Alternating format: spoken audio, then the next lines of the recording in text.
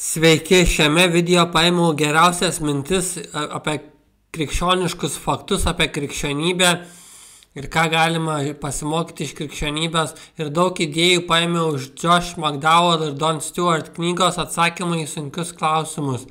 Taigi, pirma mintis, ar Dievas tikrai yra? Kiekvienas žmogus sprendimus priima remdamasis tikimybę, o ne tikrumu.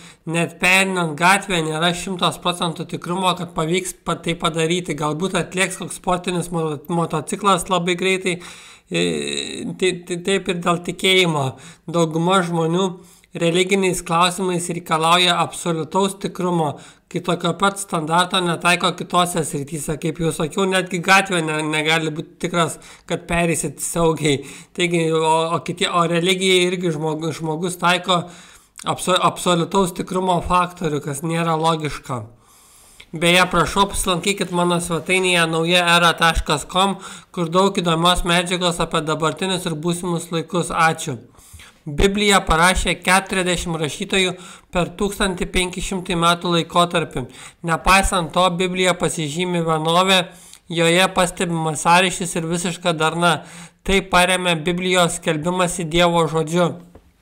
Apie Jėzaus gyvenimą rašė tikri liudytojai, viską regėję savo akimis, arba žmonės užfiksavo liudytojų parodymus.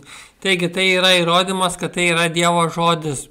Dar kitas įrodymas, kad tai Dievo žodis, tai išsipildusios pranašystės. Šiuo metu taip pat pildosi viena pranašystė, kad paskutinėmis dienomis kviečių stopa bus už denarą. Taigi maistas už dienos atlygį. Ir mes matome, kaip sparčiai tai vyksta, pildosi, kuomet pastoviai valiutos praranda perkamąją galią. Kitas įrodymas, kad Biblija yra Dievo žodis, tai žydų išlikimas. Tai yra vienas didžiausių pasaulio stebuklų, nes tauta dažniausiai praranda savo tapatybę 5-6 kartoje, o žydam pavyko išlikti, net kai 2 kartus buvo išvyta iš tėvynės žydai, vienu žodžiu. Antrą kartą tai truko beveik 1900 metų.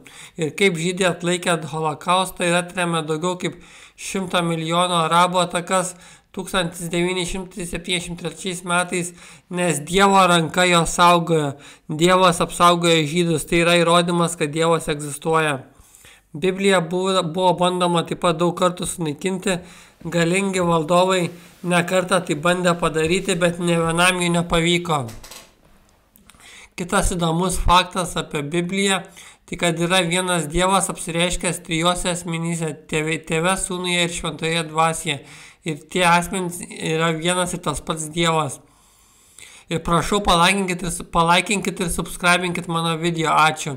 Nojus 120 metų skelbė žinią, kol galiausiai kilo didysis tvanas. Dievas yra nepaprastai kantrus, suteikia žmonėms daug progų atgailauti, tik jiem be paliovos priešinantis, jis galiausiai nuteisė ir nubaudžia juos už piktus darbus. Taigi Dievas yra labai kantrus. Ir krikščionybė ir islamas negali abu iškart būti teisingi, vienas iš jų klysta. Visos religijos negali būti vienu metu teisingos. Kitose religijose išgelbėjimas pasiekiamas per darbus, o krikščionybėje per tikėjimą. Vadinti save krikščionį reiškia pripažinti save nusidėjėliu. Visi tikintieji yra linkę įvairiausias nuodėmes. Ir paskutinis faktas, įdomus iš tos knygos, mokslas ir šventasis raštas nepaneigia vieni kito, o tiesiog žvelgia į pasaulį skirtingų perspektyvų. Tai tarp jų nėra prieštaros. Ir siūlau įsigyti šią knygutę, kaip jau sakiau, daug idėjų paėmiau iš Josh McDowell ir Don Stewart knygos Atsakymai į sunkius klausimus. Labai puikiai knygutė. Ačiū, kad klausėte.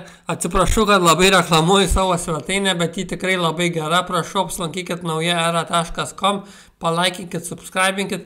Dėkui, sėkmės jums, iki.